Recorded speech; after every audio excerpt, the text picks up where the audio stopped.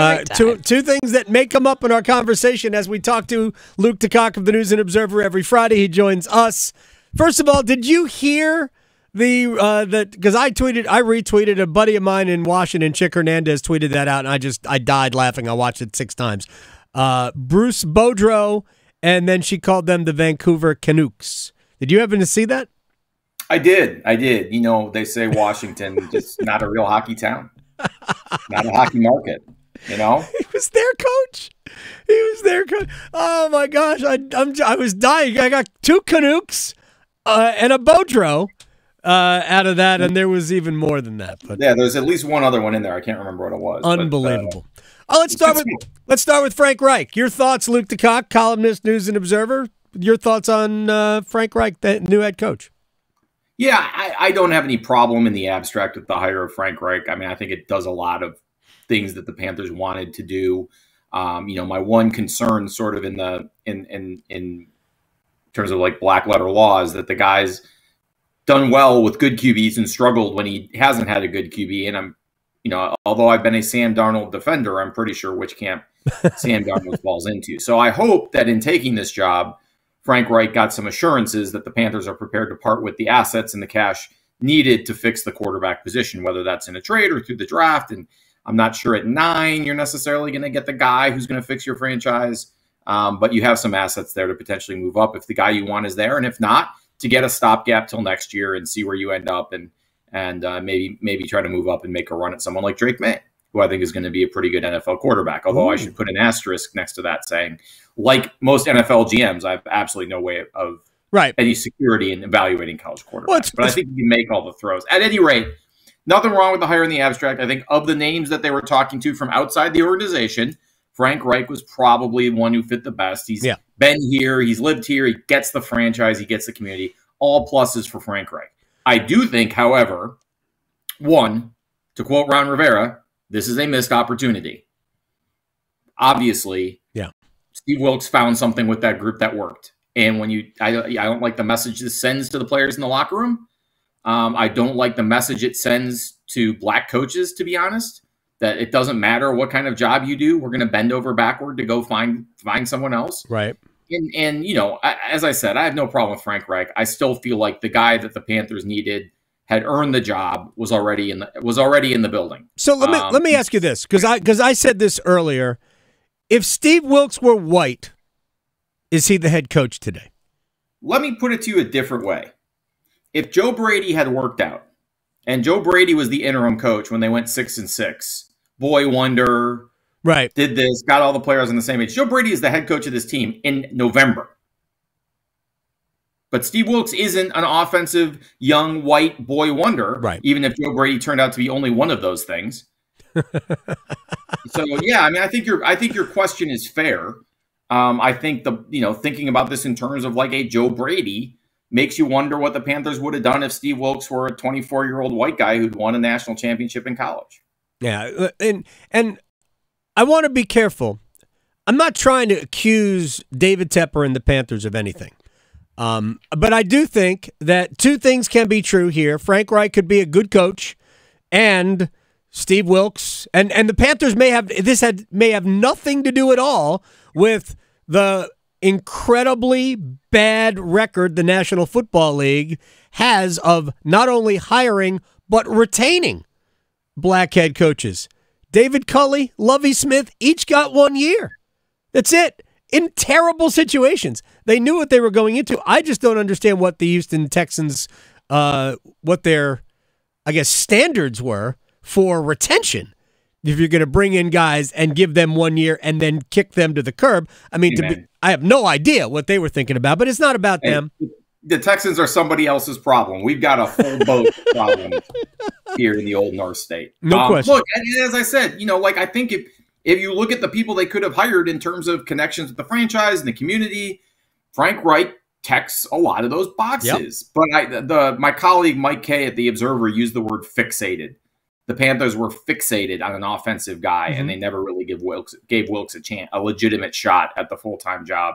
And I just think what we've seen is when David Tepper gets fixated on something, whether it's Baker Mayfield or a practice facility or bringing country music to North Carolina, bad things tend to happen. And so that concerns me that David Tepper's the kind of guy who talks himself into things and then follows them to the conclusion, whether it's logical or not. David Tepper did not invent.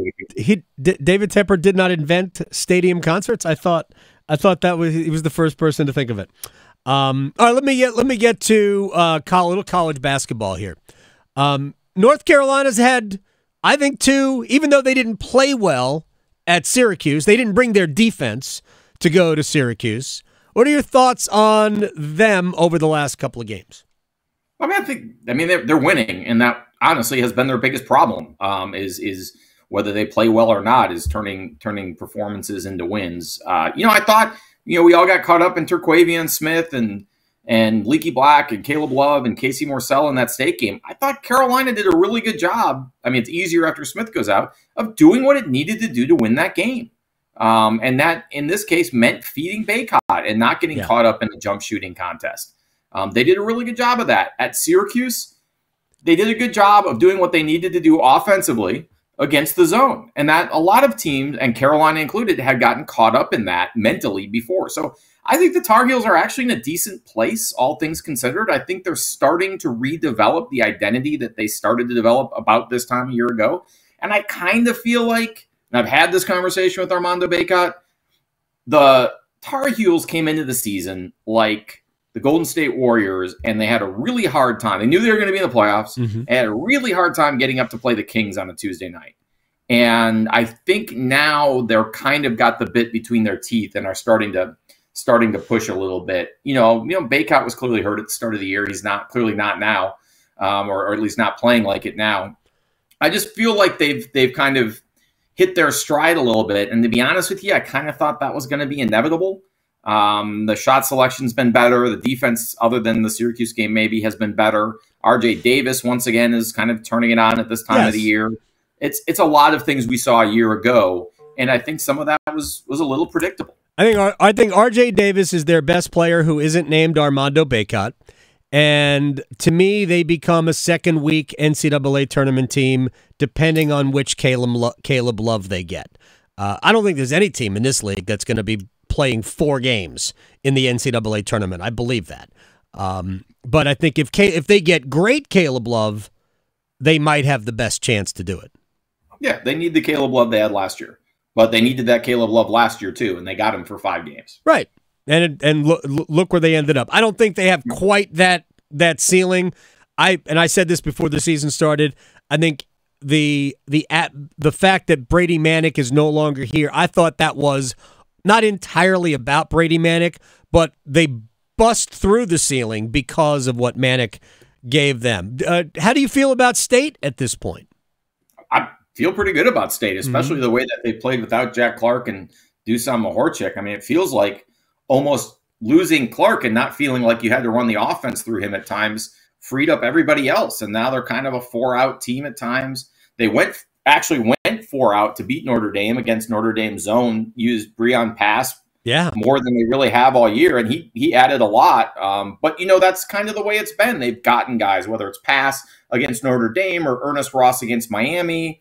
They've had guys you don't normally count on step up and play important roles. And, I think the most important thing for that team is the leadership that they've gotten. I mean, Jarkel Joyner is a much, much better player than I expected based on what I'd seen out of him at Ole Miss. He's a much better leader than I expected. And I think he's really helped Terquavion Smith become a leader too. Those guys have, I don't want to say great chemistry in the backcourt because sometimes it feels like they're on different teams when they're on offense. But they found a way to play together, and they found a way to get everybody involved, especially DJ Burns. I will go to my grave trying to figure out how DJ Burns did not score 50 points a night in the Big South, even playing 20 minutes a game, because I don't know how anybody in that league is supposed to stop that baby hook, and ACC big men can't. So I'm the old joke about Dean Smith and Michael Jordan. I think the Big South somehow is the only defender who could hold DJ Burns under 14 and 10. It's what's funny, and I keep going back to the same thing. The State Duke game. What the most surprising thing to me was when I looked at the minutes played column and DJ Burns only played 16 minutes. I swear he was on the court for 35 minutes because it felt like he was always there. I love DJ Burns. I can't wait till they get Mahorcic and Jack Clark back, and we'll see what that looks like. For the last, say, 6 weeks of the season, giving everybody time to get comfortable. I'm not as optimistic about Duke, but I'm also a little bit more encouraged. Even though they lost the game at Virginia Tech, I still think Virginia Tech is good. I don't care what their record is. I thought I saw enough good signs from the Blue Devils, even without Derek Whitehead, that I think there might be something for them in terms of something national. I think they're going to get in the NCAA tournament, but I was kind of encouraged by what I saw.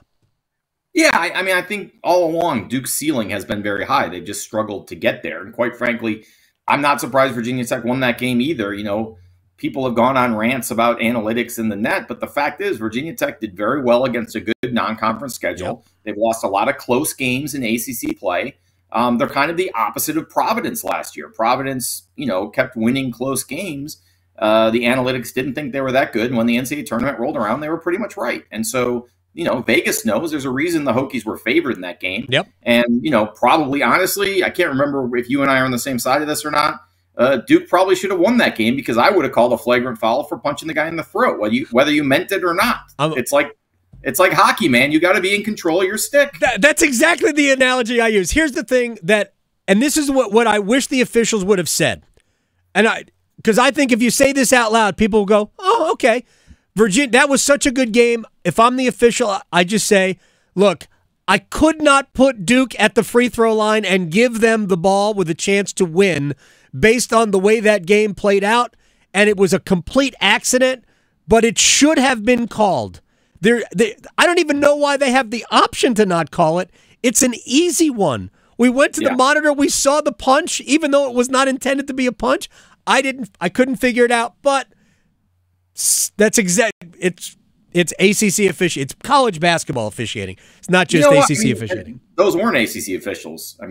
That's two guys from the Big 12 and a guy from the SEC who work very few ACC games. So the one thing you can't do for that is blame ACC officials. And look, the state of college basketball officiating is not great, but I don't think anybody in a position of power has any illusions about that. There's a lot of things going on right now trying to make officials better, and we're just now seeing guys come through the sort of minor league farm system consortium that's been developed over the last 5 or 6 years, guys who are working their way up from the Big South, through the Colonial, through the Atlantic 10, to the ACC. Eventually, that's going to generate a better pool of referees. But the ACC right now remains pretty top-heavy. Its good guys are really good, but the level drops off quickly. But that's true everywhere. And the block charge stuff, that's not the officials' fault. That's the way the people in power in the game want that goal. Look, I've had this conversation at the Final Four with Jim Delaney and Tad Boyle and Art Hyland and Danny Gavitt and the people and J.D. Collins at the time, the people who make these decisions. And Mike DeCourcy was in there. Mike Waters was in there.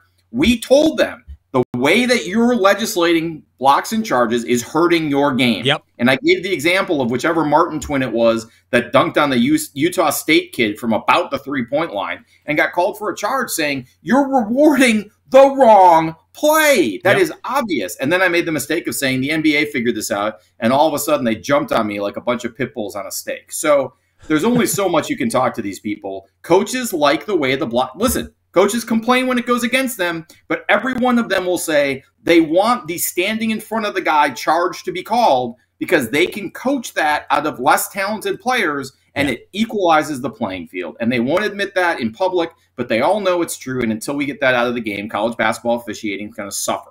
It's amazing. And that's just the reality of it. And people like me and DeCourcy and Waters and you and anybody else can scream it into the sky forever until the people who make those decisions change their minds. It's not going to change. Yeah, they're killing the game. We should have continuation in college basketball too. On drives, I don't understand why we don't have it. 1 minute. All right, we have 1 minute left with Luke DeCock. Canes without Max Pacioretty.